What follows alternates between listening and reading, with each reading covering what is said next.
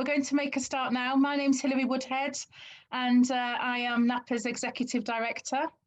This is the third in our series of Tea Tuesday events.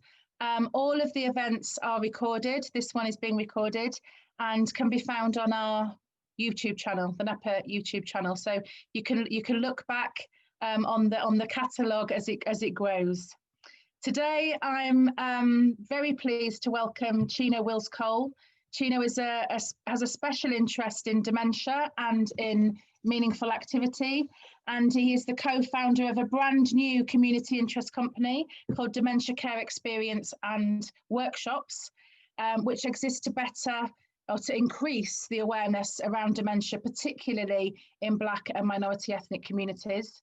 So today we're going to be chatting over a cup of tea about Black History Month and how we can ensure that providing inclusive activities, or that we are providing inclusive activities for our Black residents in care homes. So first of all, hello to Chinno, welcome. Hi everyone, thanks for having me. Really nice to see you, and you're making me very jealous with that backdrop. I'm feeling colder by the moment, seeing that lovely sea and skyline that you've got behind you. Do you want to tell us where that is? I think it's somewhere in the Caribbean. It's just an illusion to get people thinking that that I'm there. I'm right in London. It's just an illusion. Well, it's a very good one. It's a very good one. Thank you. So welcome. Could you just start off by telling us a little bit about yourself and what sparked your interest in care homes and in dementia care?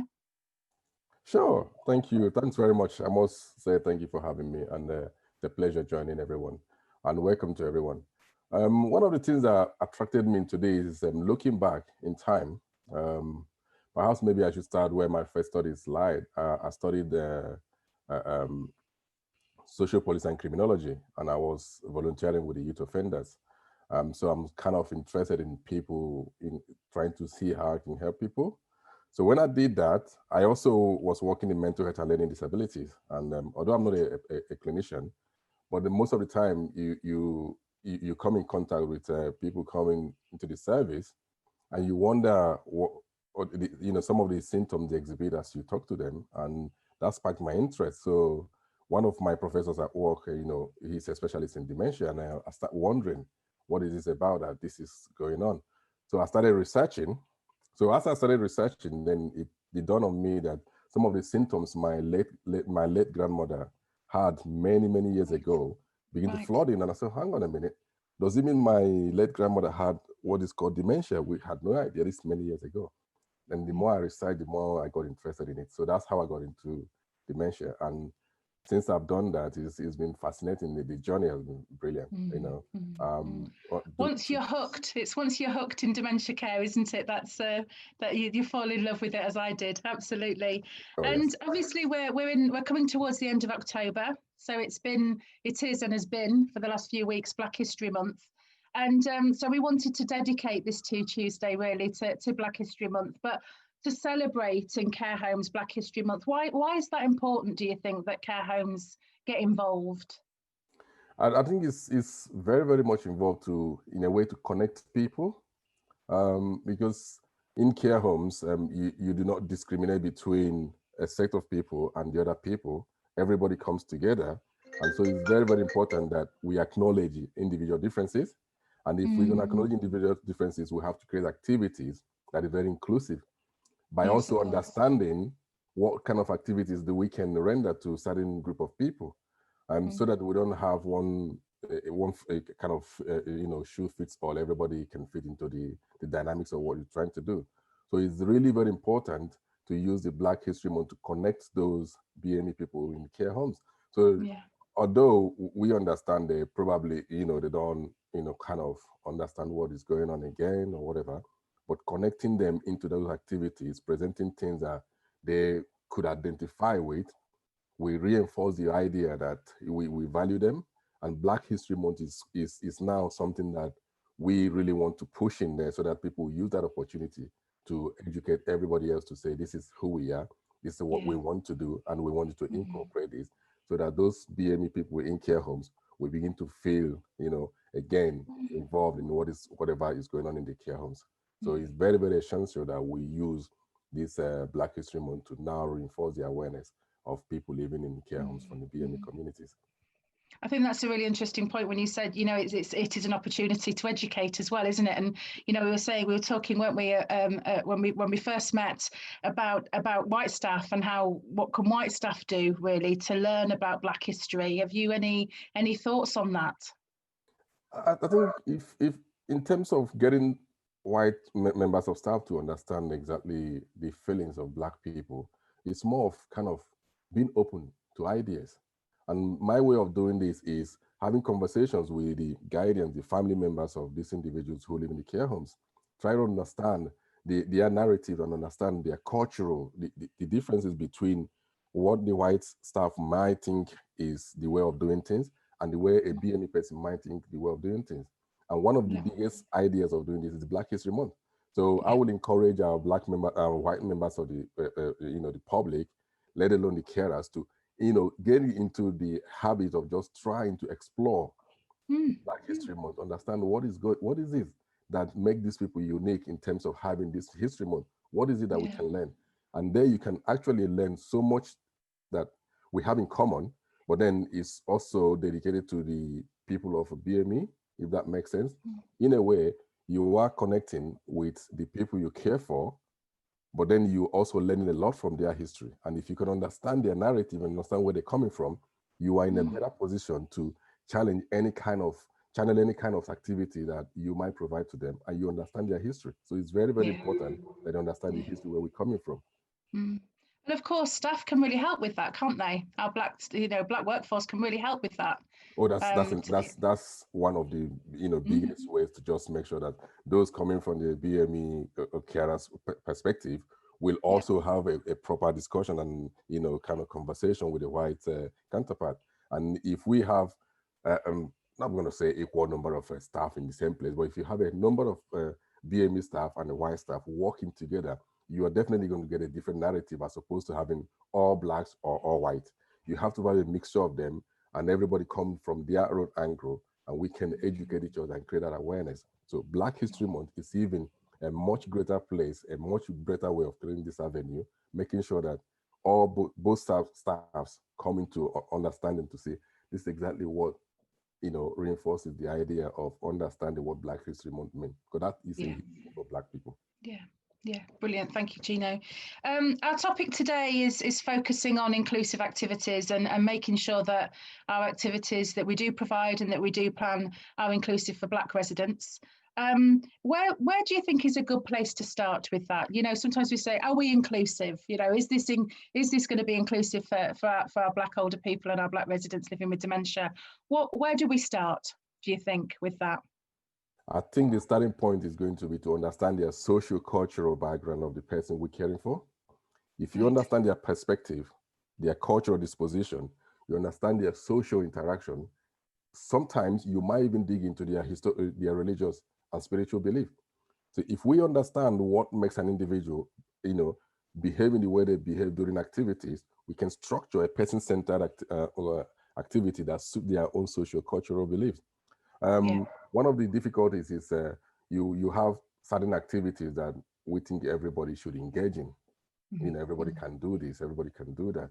But if you understand a BME person from their socio-cultural background, understand exactly what they are used to, they will engage better.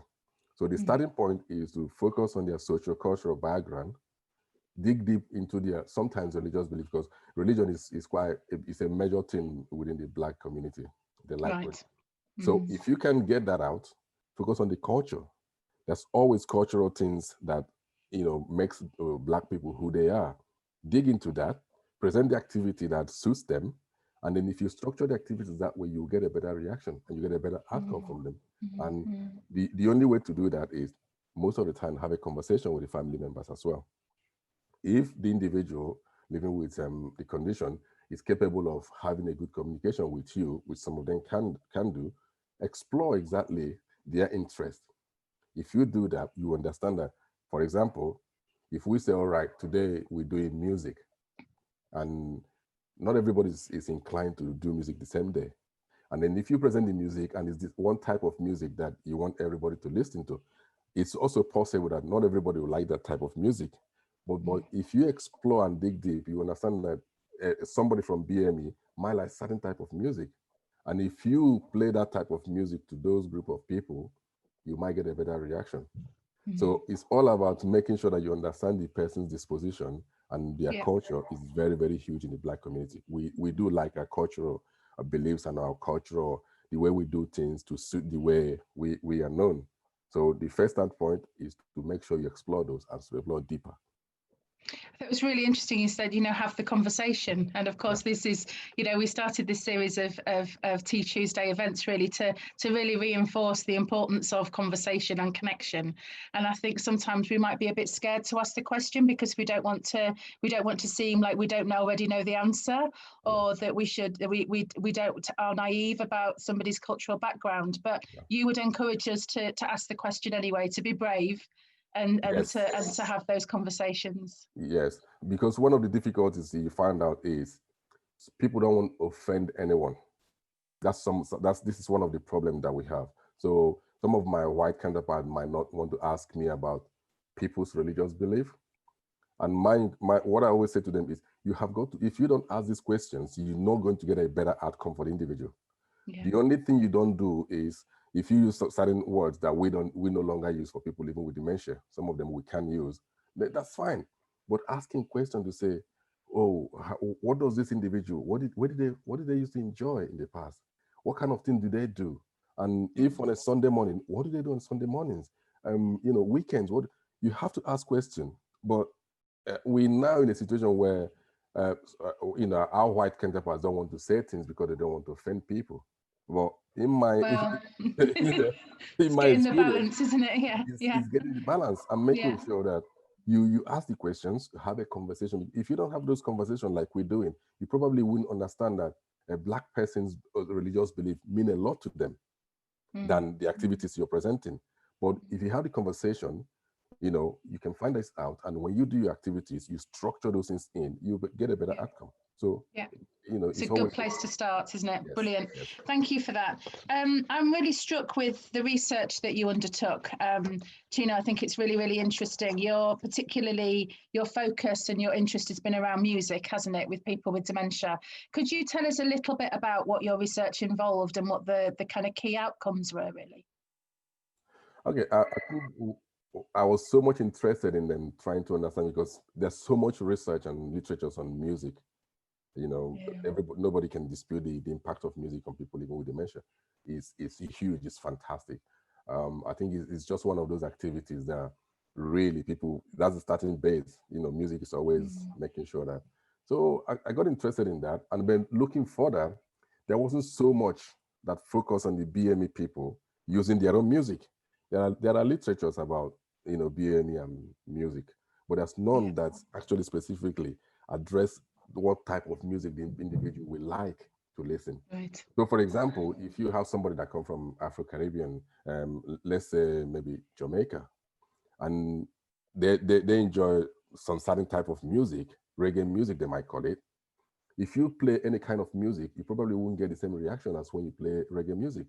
So that intrigued me to say, okay, let's try and see how we can get the best outcome for the individual. You play all kinds of music. You start narrowing it down to the type of music they used to listen to, because you would have done research, have a conversation, like we say, with the family members and everybody connected to them. So you know what kind of music they enjoy. You start playing those music, and you get a better reaction. So for me, it was more of trying to understand how we can use certain types of music to address the musical needs of people living with dementia. So one of the outcomes that we find out is some of them actually fall into listening to religious music. So when you say somebody music is very good for them, it is very good, but then it's like you don't get the same outcome that you want until you play the type of music that they enjoy. So you find out that some of them enjoy religious music, and it does calm them down. And so what we do is, before activities, we kind of examine their behavior, how they come into the center, what they're doing when they have tea, and then we watch how they start behaving when you start playing exactly the music that they're not just any other music, the type of music you would have said that suits them. You see a greater reaction. Even some of them that physically couldn't move, you could see their faces light up when you start playing the music that identifies them.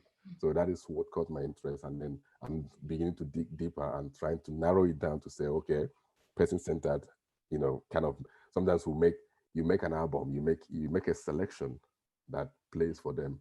And if you do that way, you begin to get a better outcome. And so that's what pushed me into doing more of music. And in terms of your, if you say you make the connection with kind of a generic idea of the type of music you think someone might enjoy, and then drill down to being more person-centered, what's then in terms of in your research, did you see were people more interested then or more likely to take part in other activities if music played a part, or was it music as an activity in its own right? Oh, you're on mute. Yes, I'm back in. No, you find out that when you're doing music sections, when you want to do music sessions, although it's specifically, that program between that 45 minutes or an hour, you do music sessions, you want to do that. They don't just sit down and just do music. Some of them are actually knitting, some will be painting, some are playing games, a draft, or playing card games. So there are other activities they're doing while listening to the music. So my research was trying to understand how they could do those things at the same time enjoy the music. And what you find out is they're very, very much happy doing the activities they enjoy doing, because some of them even enjoy painting or drawing. They do all these things, and then you play the music and you could see the reaction. So it's always that. It's not a question of them just listening to the music and you just watching what they're doing. It's always thinking, what else can we incorporate whilst we're doing the music? So whilst they're playing some kind of game, their music is playing, and then you're drawing their attention. You could see how the connection goes. So it's not always just music. It's always something connected with activities. And that's really interesting. And it makes me think, particularly for people living with dementia and as their dementia progresses, if you get that bit of their care right, that could make a real difference in terms of how you then care plan for the future, couldn't it? So, if somebody's behavior does change or their communication changes, and you have those, what helps them to connect and feel safe, then you've got a really important way in, actually, haven't you, to learn more about how they might be feeling or what they might need in that moment. Which I think is really interesting, and perhaps something we could give more thought to generally in dementia care, actually, about how we could learn more about a person and what they need through the use of music, as well as music being the activity in itself. Yes, because as we know, as dementia progresses, they incline not to be physically able to do certain things. So whilst the individual is still able to knit, for example, or play cards, or participate in other physical games they can do, there come a time when they're not capable of doing that.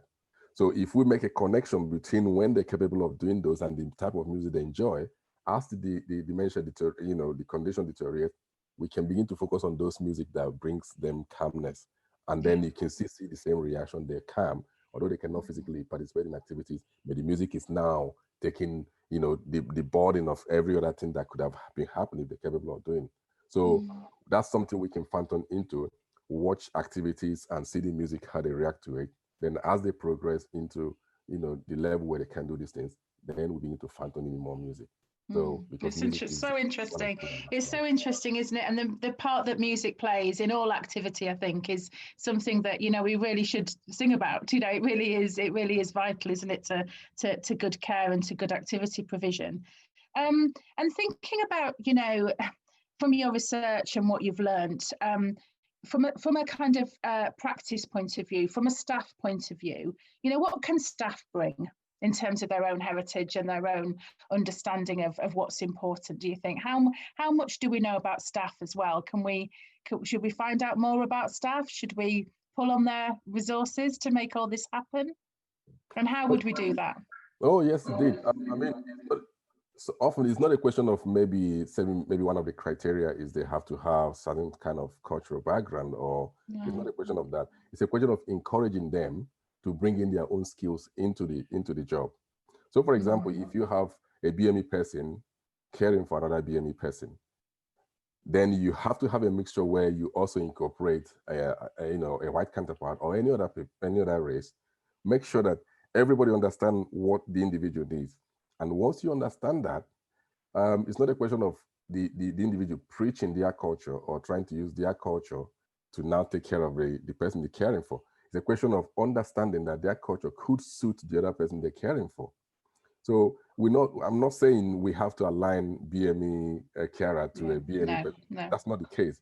The case is the BME person comes into the job, and we can kind of extract their idea. And if they understand that, oh, culturally, an individual from, say, West African can behave in this certain way, there's nothing harm in incorporating if it's half an hour training or something that in my experience coming from West Africa, this is what I think might suit this individual. So they bring that in. There's nothing harm in us incorporating that. And then the more we do that, the more we have multicultural team who can bring in all their own ideas. For example, somebody coming from Eastern Europe, they have their own culture. So if there's someone living in the care home and somebody from Eastern Europe have an idea of what it is, let's incorporate it.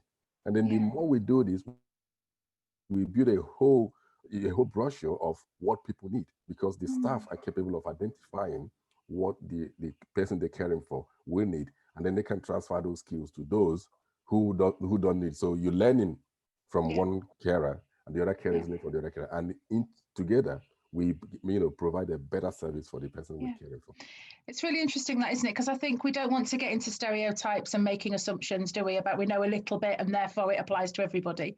But I think it can be a study, as you say, it might be helpful information. It might enable us to think differently about what somebody might need or how to connect with them in some way or other. And I think involving family too. When you said, have conversations with family members, with friends of a person, if they're unable to share that kind of cultural background themselves and what's important to them, really, really important. That can be really, really helpful too. So in terms of your organisation, so you're launching this new organisation, this CIC, and you're going to be focusing particularly on raising awareness about dementia in Black and minority ethnic communities. Can you tell us a little bit about where you're at so far with that and what the focus is going to be? Okay. All right. Yeah. After I finished my studies, and I kind of it dawned on me that although there are so many organizations out there, but locally they're not that much that best down to the almost forgotten people in the locality. So the idea was to kind of bring this workshop down, and I was in contact with the assignments. They're doing some fantastic job, and they do some things with secondary schools as well. And so I was thinking that if I come up with this concept whereby we now try to get people together, because it's not always easy to get the BME people to come out and acknowledge what is going on. We often want to kind of, stay away a little bit and wait. And this is something that stems with shaming and people feeling isolated, people feeling that they don't want to say it. But I feel like if my organization comes in and identify ourselves to say, look at me, I've got contact with, even organizations like NAPA, they assign my society. So if I can get people to start opening up a bit more, I might be able to now point them to in the right directions where they can get better help and more help. So that is why we're launching this, to make sure that we get BME people to open up a bit more, go out there and seek help. There's loads of organizations there that they can help you, stop waiting until the condition deteriorates so bad before you now start seeking help. So that is why we're trying to launch this. It's almost a year that we've done it, but sadly What a year to launch a new organization. Yes. It's been tough. The COVID kicked in and everything just stayed there. But gradually we're beginning to build it up again. And the idea is we start working with organizations like yourselves, letting people know exactly what we're doing. And then I'm hoping that in time we'll start going to people. But if we can't do that because of the pandemic, I'm hoping that I can have Zoom like we are doing now with, family members, care homes, so that they can see a black face actually pushing the concept to say dementia is for everybody. There's no need for us to be ashamed of it anymore. It affects anybody. So whilst our white counterparts are always proactive in going to seek help, stop hiding behind thinking about the shame. Let's come out. Organizations are there. They will support you. Nobody's going to judge you, because that's one of the things that are also very common in the Black community. We think people will judge us if we admit that this is going on in our family. So that's what I'm hoping that my organization is going to try and promote, so that we can put it out there for people to say, this is a Black face. You know, it's not just going to be specifically a Black face, but we can help you because we're working with other organizations as well. Yeah. And what can organizations like NAPA do to be more inclusive, do you think? What messages and, you know, can we provide to help and to improve and raise awareness in the way that you're describing, do you think? I think the starting point is what you're doing now. You invited me, somebody, you know, talked about it with somebody you know very much well, worked with, and they recommend that you talk to me. So now you're talking to me. If I'm, you know, if I'm privileged and invite me more, I keep coming. So the organization like NAPA can begin to incorporate smaller organizations like mine to come in and work together. And then we start to break this stereotype of trying for not to make it as if people don't understand what you're doing, because there's no restriction on who uses your service. So the onus is on us to come in and ask questions, as opposed to waiting for you to come and start looking for us, if you see what I mean. So I think that's, you know, again, it's where do you start, doesn't it? And then again, it's back to have the conversation, isn't it? Ask the questions and have the conversation. And I think for a lot of NAPA members, that would be a really useful message as well. You know, if they're not sure where to start, is to just have a conversation. You know, is our service inclusive? Are we giving the messages that we want to give, to make sure that actually we are ready and able to meet the needs of Black and ethnic minority groups. Yeah. So we have a couple. Sorry, go on. Sorry, and the Black History Month is a very nice way to start it. So if you have activities that bring in, you know, BME people to join in your conversations, then we begin to have different kind of faces and different kind of views, ideas from all kinds of areas. And once you incorporate this, and then people begin to now think, oh, what is going on here? They begin to now look for it. So your staff, your organization, the starting point is what you have just done. You bringing me in, I give my views, we incorporate the whole idea, and we put it out there for people. So then we now begin to do more and more and more. And the more we do conversations like this, the better it's going to get for everybody else, because dementia is for everybody. It affects everybody. Absolutely. We've got a few questions, Chinno, in the chat. So I just want to, and Jana, very well done, Jana. She's put your new website in to the chat as well, so people can find out a little bit more about what you do. And we've had some nice comments as well. So can I just read a couple out so we can see if there's anything that we'd like to comment on. So Yes. It's a conversation about the cake. Oh yes, Mike says in celebration of Black History Month, he's been rereading White Privilege by Robin DiAngelo, and I think that's been selling off the shelves, hasn't it? So yeah, and so thank you for that, Mike. And yes, it's a very powerful read. This is truly what person-centered support means, says Hazel. So in relation to what you were talking about in having the conversation, getting to know the individual.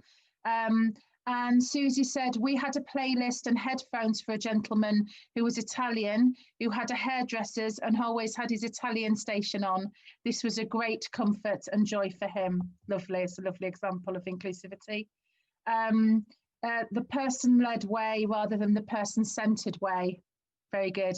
Instead of assuming things with the residents' best interests at heart, we're actually asking them to lead what they want. And she said, amazing work, Chinno. So that's a nice little bit of feedback there from Jenny. And yes, it's so important to know someone's life history. It's key to unlocking the person, unlocking what we can do to support them. I think have I missed one? Oh yes, definitely make use of your staff. We have many different backgrounds and stories to share, to celebrate each other. We have celebrated Poland, Africa, etc. And again, that's from Susie. Lovely, thank you. So just in terms of kind of wrapping things up really for today's Tea Tuesday, do you have any particular tips, any top tips for engagement? Anything that you'd like to leave us with today? I think the biggest top tip is communication. You have to communicate. And in communication, it's not necessarily you communicating with individual living with the condition, because they might not have the capability to answer you back. Although, if we dig deeper, when you communicate with them, you have to be patient. You speak to them nicely. You have to definitely be flexible. But the biggest thing within the staff can do is to communicate with each other. As they're taking care of everybody, you communicate where you were and how the individual come in. Say, for example, if my shift is 6 to, let's say, 10 or 12 in the afternoon, if I have a proper written down of the processes I've done to take care of the individual, and when the person coming in to take over with me, and I communicate everything, they don't have to go and read everything I've done, but I can tell them a little bit of what things have been, because people living with dementia don't exhibit the same behavior every day. You come in the morning, how they interact with you is different. You come in tomorrow morning, it'll be different. So if they're, the way they interacted with me in the morning is different, maybe they're happy, maybe they're agitated, or they didn't like one, I can communicate that. So communication in dementia is key to everything that we do. And you communicate that, you find out that by the time you speak to the family members or the carer, you begin to find out certain things that would help you provide better care for the individual. So as a staff, as a team, as an organization, we need to communicate, but we have to be patient when we're communicating, both staff to staff or staff to carer or guardian. Everybody have to be in tune, because all what we're doing is to provide activity, provide a service that will make the individual as calm and relaxed as possibly as it can be. So if we rush things, try to do things in our own way to make them, it's not going to work. We do things their way, whereas being calm and communicate. So that would be the top tip for me. Communication across the board would be fantastic. Lovely, thank you. And I think I'd add to that and share what you learn. We have these magic moments, don't we, with the people that we support, and we might find out something about them, that really helps our connection and helps us to communicate. Don't keep it to ourselves. Don't assume that everybody else already knows, just in terms of that communication. Yes, absolutely. Let's share what we know about each other, and hopefully, that will build better connections. Thank you very, very much, Chinno. Thank you to you all for being here this afternoon. If you have any more questions, me and Chinno will be around for the next few minutes or so. Please do put them into the chat. And as we've said, we will make this available. So because you registered to attend, you'll get a recording of today's conversation, and we'll also put it up on our YouTube channel. If you've enjoyed being here and you would like to make a little donation to NAPA, to our helpline, you can do so by text. So you can text NAPA 5 or NAPA 10 or NAPA 20 to 700-85, or you can go to our Virgin Giving page, which has the NAPA helpline appeal on it as well. So just a little plug, every little donation makes a difference to the work that we do, so that we can continue to bring you as many free events as possible. Thank you again, Chinno. Really, really lovely to get to know you and to hear about your work. And I've learned a lot this afternoon. Thank you very much. Oh, thanks for having me. You're very, very welcome. So thank you all, and bye for now.